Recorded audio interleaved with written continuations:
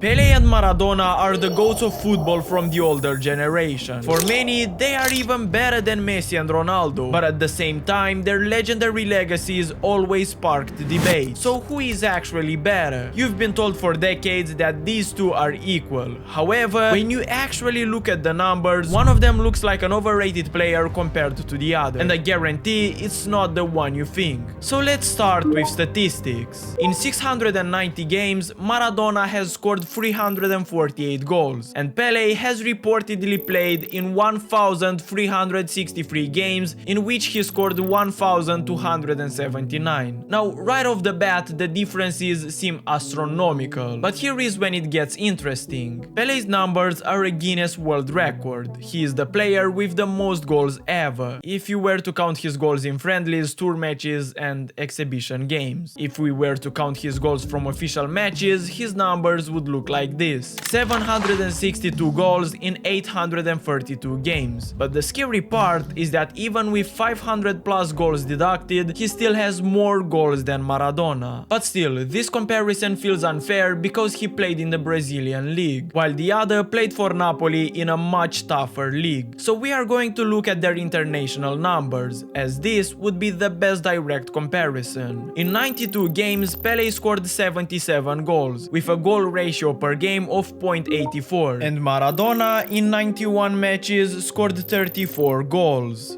a goal ratio of 0.37. But it gets even better when it comes to the World Cup, because both played in 4 World Cup tournaments. Pele has 12 goals and 10 assists, so 22 goal contributions in 14 games, and Maradona 8 goals with 8 assists, 16 goal contributions in 21 games. It is a very clear point for Pele, who was simply more effective. But when you think about Maradona, you don't see him as a goal scorer. He is more well known for his playmaking abilities. So is he a better playmaker than Pele? Well, when it comes to their overall stats, Maradona had a ratio of 0.33 assists per match, while Pele 0.44 assists. But since international football in this case matters more, let's look at the World Cup data. Maradona created 66 chances in 21 games. Pele, on the other hand, created 28 chances in the 1970 tournament alone. But unfortunately, I couldn't find any stats for his previous tournaments in 1958 and 1962. So let's compare their peaks. Maradona in 1986 and Pele in 1970. Maradona 27 chances in 7 games. Pele 28 chances in 6 games. Even in Maradona's best ever tournament of 1986, Pele in 1970 created more chances per game. But playmaking isn't only about assists, it is also about dribbling, stretching the pitch, and helping your team create more chances. And in this case, the narrative shifts completely. Here is a chart with the most successful dribbles during a World Cup tournament. Pele sits here. In 1970, he completed 15 dribbles. Maradona is all the way up here, sitting alone with 53 successful dribbles in the 1986 World Cup. He was averaging 8 successful dribbles per match, more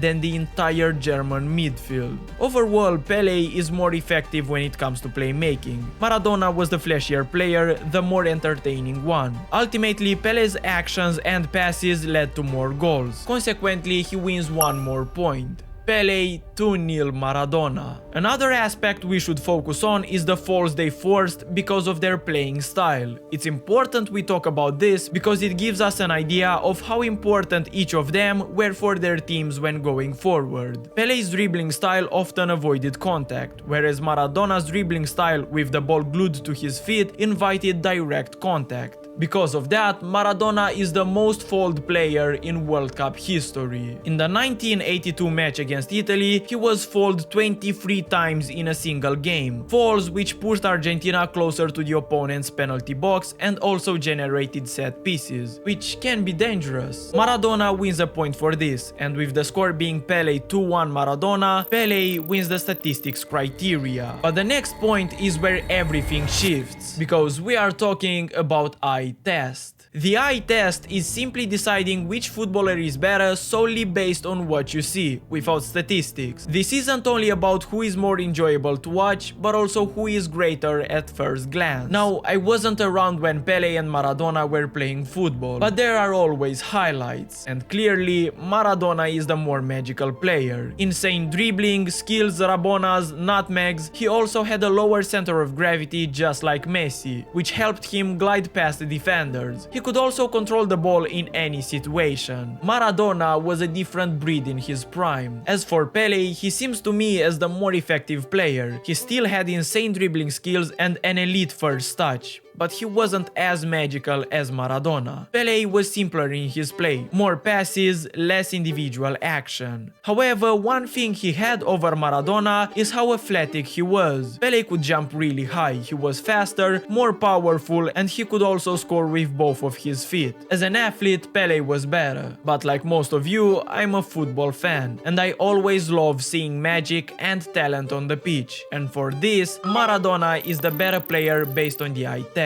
The score now is 1-1. The next criteria is career and achievements, and here is when the debate stops being a debate, because you won't believe how far apart these two are from each other. Starting with international trophies. Maradona has won the World Cup only once, in 1986. Many think that he has 2 World Cups. Actually, in 1990 he dragged Argentina to the final but lost. Pele on the other hand has 3 World Cups, more trophies than entire nations. Until this day he is the only player to win 3 World Cups. The first one he won at 17 and his last one at 29, while also scoring in 2 different finals. But what about club level? As many of you might know, Pele never played for an European club. But here is the twist. He won 6 Brazilian League titles, 2 Copa Libertadores and 2 Intercontinental Cups, in which he played against Benfica and AC Milan in the final. But more importantly, he won the 1962 edition against Eusebio, who is a legendary European player with 1 Ballon d'Or in his collection. As for Maradona, he is known for his time with Napoli. Before he arrived in Italy, Napoli never won a league title. With him, they won the Scudetto twice and 1 UEFA Cup, which we now know as the Europa League. But what about their individual awards? Well, Maradona and Pele have famously never won the Ballon d'Or, but this is not because they weren't good enough. Until 1994, the Ballon d'Or was exclusively awarded to European players playing in Europe, making both Pele and Maradona ineligible. But I found an insane stat about Pele's Ballon d'Ors that will shock you. In 2016, France Football, the organizers of the Ballon d'Or, did a retroactive analysis, re-evaluating every year to see who would have won the award if it was global. After the analysis, Maradona ended up with 2 Ballon d'Ors in 1986 and 1990. As for Pele, he won 7 Ballon d'Ors, a record which Messi still broke, by the way. And combining this with the 3 World Cup titles makes Pele without a doubt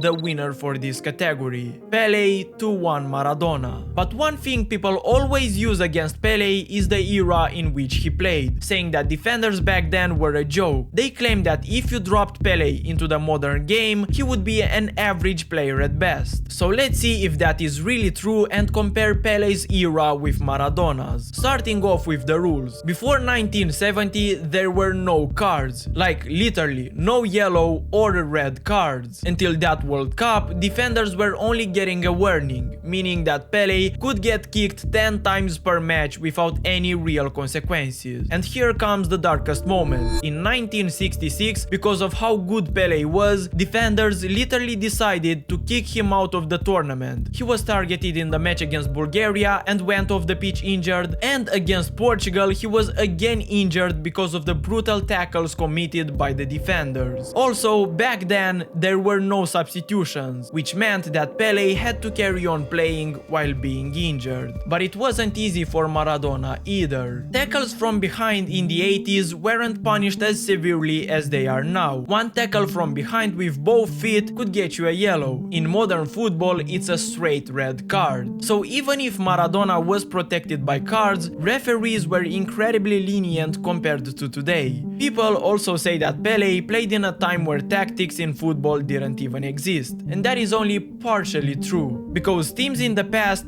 did use tactics, usually a 4-2-4 formation and very attacking football. In the 60s, 3 goals were scored per game on average, but when it comes to Maradona, it's a completely different perspective. He played in the Serie A during the 80s, considered the hardest defensive league in history. Teams parked the bus before the match even started, and on top of that, Italian defenders were extremely dirty in their play, leaving no space for attackers. Maradona faced 3 players the moment he touched the ball, and talking about the ball, in Pele's era the equipment was awful. They were playing with heavy leather balls that absorbed water and became difficult to control. Pitches were filled with holes and mud, while boots were made from heavy leather, limiting pace. Maradona played with lighter footballs and better pitches, but still, Maradona had it harder, specifically because of the tactics used in Italy. If Pele beat a defender, he went through on goal. The game was more open. In Maradona's era, after he dribbled past a defender, 4 others were waiting for him. There was no space. So overall, Maradona played in a more difficult era, which makes the score 2-2. But for the final criteria to decide who is actually the better overall player, we have impact. Which player changed football more and who is a bigger legend? This is where we take our argument from who is better to who is greater. Starting with Pele. Before the biggest superstars, before the Champions League, and even before fans loved football so much, Pele represented this sport. He made the number 10 legendary, because only after him there was this concept of the number 10 being the best player on the team. Pele also put football on the map. He made it popular and he was always the safe icon. FIFA loved him, brands loved him, he was the definition of perfection. As for Maradona, he was a player who conquered souls. People don't just love him, some are willing to die for him, especially in Argentina. They would give everything to defend him, because for them, he is a savior. There is an actual church registered in Argentina, the Iglesia Maradoniana, with 500,000 members where they worship Maradona as their god. Instead of Christmas, they celebrate his birthday. Maradona also scored the hand of God, which made fans love him even more. It showed that he is just like us, that he is flawed, addicted, and human. Even a great footballer like him sometimes can't win without cheating. But at the end of the day, who had a greater impact? Well, even if Maradona won everybody's heart, a kid with a dream from Buenos Aires, a human just like us with problems and flaws, you can't argue against Pele. He conquered the world. Everybody knows his name and he is, after all, the face of the sport. And with a point going to Pele, the score is 3-2, which makes him the overall winner. But maybe, just maybe, the gap isn't as wide as we first thought. So who is for you the better player?